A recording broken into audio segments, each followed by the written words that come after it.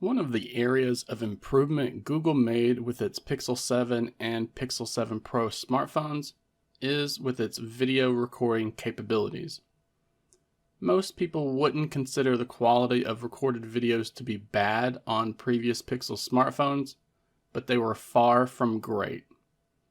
This changed with the launch of the Pixel 7 series, and it shows when you're using the new features that were introduced this year.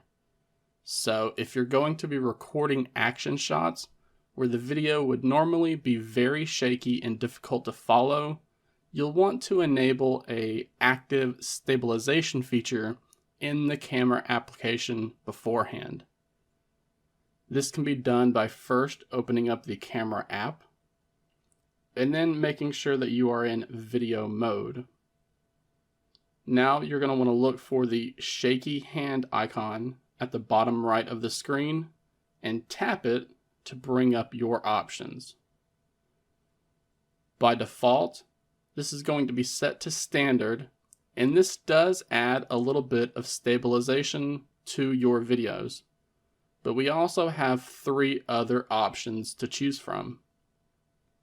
If you're zooming into an object in the video, then you may want to try the locked stabilization option.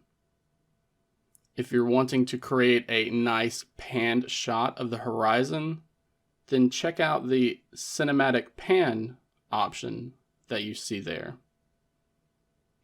However, if you're taking an action shot where you expect the video to be very shaky, then be sure to enable the active stabilization option for heavy movement that you see there.